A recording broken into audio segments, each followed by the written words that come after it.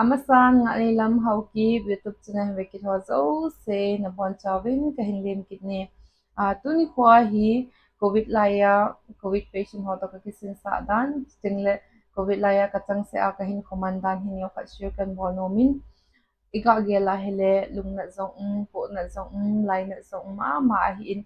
azi chu mi tam pin a hin ko achan a hi in isi chung chuan a chun hospital na tong atam zo private hospital hen lang government hospital he zong lami tam pin ana to na anga o a hi in azi chu ama ho lungela hi covid positive hung hi khalang in sunga ka so pi ko ulanaw ge ya hi ato kha de hi ti akicha je wa hi ana to na anga o a hi in ichilai ta hi ke covid ahung ke pat tila panai achai na change hi covid patient ho to ka kisin sa hin ICU a he ka kisin sa hin igen the ma jing hi in upai lo hi in ke ko pi ho hi mi tam pi hi abon ke ba ko pi ho in lang chi taw ka chang se a kum hi in ke in len ta kum a hi in ka mu a hi in ama pi ho hi in langa chi phana ka chang se ki phana hi rom nyaw cha khai ka kila ka chang se akum a hi in kanu in zong chilai ta hi hung ko datan ati a hi wanga ke hin pi adam lo ho tu lai ta hi min e ngai cha lai ta hi ka ti a chi a hi in lang kana pot lo hi in ta so covid ki pana pa a chai na change cho covid ho covid patient ho kisin sa hi in pathin lung sit na zalin i chi covid ki pana pa achai chan adam do hotok kisin na a pathinin dam theina apin stingle dam mona ve se na za chom chom ha kon e chom khanin a ji hin pathin kathangwa jingin chuting la covid la ya hi kidney nat ve kidney dam mona chuting la heart dam mona dang dang dam mona nei ho hin covid nat na hin achu ta sa chung hin alabai kidnin adam lo la atama tamjeng ani sim sa hi pungtur tu zeng ave kol de la thoma thom zeng mi khat ni mi adam lo mi nga chang mi gup chang ka bet ko lo hi in khatlanga mi khat e boi pi ale khatlanga khat pa thidinga an khatlanga khat pa bet pi le khatlanga ho athidinga tia chu in upai lo hin e dinga jong chlai ta he aki gen theida nan chu ita sapum pi he bona cover ki bor hin yaw khat chang ado lo hi la he cover ki bor hi in photom jong hi ang tam khat se ki tom no athok ma ki tom imu jong hi ikam jong hi athok ma ki tom chengla ilu zonga ilu ai helmet helmet ta bang ma ho ki ku ki dei in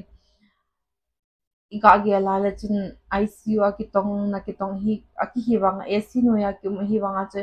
ta sa pompe bon cha ke cover ki bor phana cho hai jong ki hai the de lo I ul chimin e chup je hi in asun anni ading nga hilwa I duty ki cha iban ika asul la ai le chun uniform se bon a he what size hi tan a ki sil tok khat cha hin a ji cho hui lu na ding lo ta lo zina cho ai sa ki sawala te a cho yu cho ti lon lon jeng hi in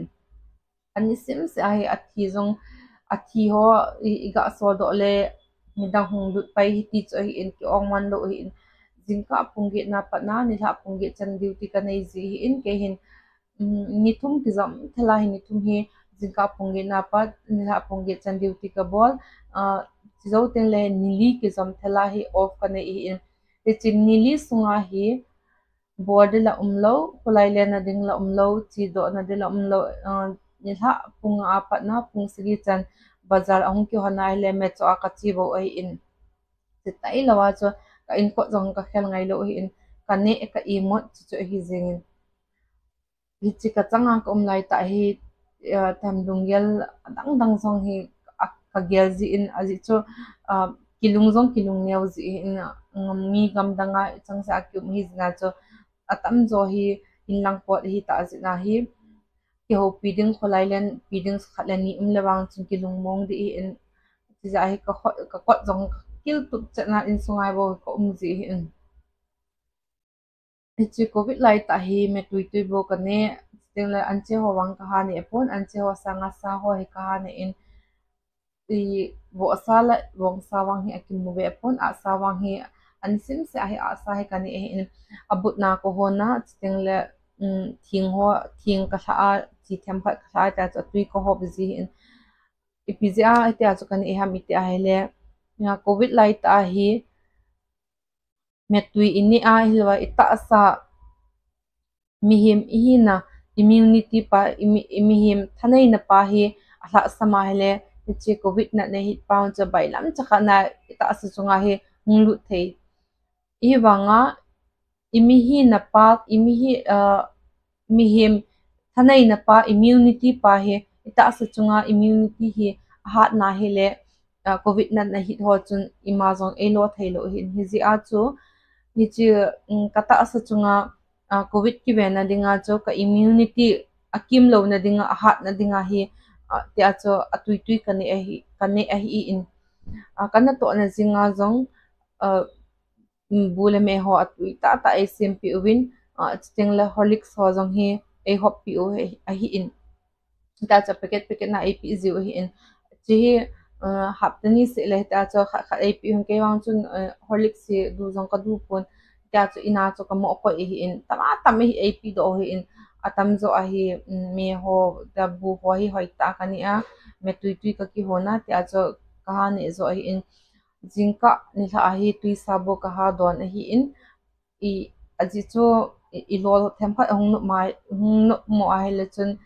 fever ki ne go ta banga ho ki gel ji in ji a cho kalor ho jong na lo na ringa hi hai ta tui sa ho jong hai ta kalola hei lo wala chi to ka tui sa ni au khat ka hala te tui sa to chi ni au khat ka hala ka don ji hi chi duty ka nei teng la hin aji chu chlai ta cho gari yong lo hi in ka hospital nei te hi ama ho hin na tong ho hi gari provide abor hi in iga fana driver pa iga fana hele jing la duty ka nei te le jing ka le pung si ma khai le na ong hun cha le yung la le duty ki chai le yung tha le chu hi in ka ga ge la hele ka changa ka hin khuman dan cho lunglien zong ka ki sa in chi covid adam lo ho to ka ki sina hi anna a oxygen thom cha ki to pi ho cho ne thum ni li zo teng la kang chal chala hi mon chom choma ka shift do thu aji cho ventilator patient honga le chun luk no ong lo hin chi a he ka shift do thu je hin chilai ta hi covid lo chat hi ki sim do lo hi wang ga ki ben mai na ding injection ni ki sim hi in chin injection ni ho cho ninga 5 days ho hi lo wale ama condition dung za 7 days ti ho vele ka pi ji hi in COVID ventilator patient hoya tam zo hi prone position na kitile prone position tela akhup langa he ka im sa jo aji cho akhup langa im sa hele ata sa chunga oxygen cho kalji in chi a cho akhup langa ka im sa jo pungkal ge ka tipoi pungkal som ka tipoi ti santes ka bo jewa oxygen level cho improve hi ale thalanga ka im sa ki jiu iti a cho ka bo in akhup langa ka im sa u tijen la thalanga ka im a ti a cho hin kho ki mang hi in asat to chun hai la ki hayong eyong ki hayo zo zilo han bon cha kai ki tom tup cha koi han mo ki ha to zilo hi in hi chi lai ta hi ni adam do zong tam pi o mi hin ko cha an se a mi ni mi thum thi ama ho ka sol do leo ki adang hung lu pai ti as ki ong man lo hi in ki thai le le zeng hi iga ge la hele chun lai ta cho hospital na tong doctor so nang nurse ho jong la it's lai ta cho ki tho kom hen lang koi ma chan ana to nang da hen lang ki tho kom so ke nang hil ewang chumi tampi dam do ding ka gin chen aji cho it's lai ta adam lo ho ve call ding mi a sam ta azna cho dei bang ta hi in jong dei bang ta care ibor gu jong le I thelo hi aji cho halanga aha boy hot eng no ki boy pi ti a chu hi a hi in upai ki nei lo hin chi pe na chu a hin la ho amy ho jong hi ka he jong mi tam pi omin covid lai tai an to nanga jong mi tam pi am oven inga ge la hele chun ama ho dinglong to ki gel hi in ahin la ke ma ga gela hi chlai ta min e ngai cha lai ta a hi inga owai ta ga po do cho ke yong ka ga gela le pu jong ka pu na in ka pu na mama in ila akilomi hin ko chu in ima yong ki sei thelo hi in ahi wanga pathin dam na ap in kato covid ong ki patila pana achaina changi covid patient ho to kisin sunga jong pa damo na khat toi cha kanai khalo pathin dam thena ap hi in chi igel to chuna hala chun laina jong ma ma in ke jong ka sopi kapi ke ho jong ko achang in covid zia chi se se lowa midang tam pi mi athi tam ta jina chu ti sam nam peking ka bo jong chu kino changchanga ta chu mi thio hong chu peking hong chu kino changchanga ki bo jing hi in upai lo hi in in ko ten visiting zong ki phalo in ko ten ong tha lu le chu hi jing hi in ong tha lu le to ki sin jing hi in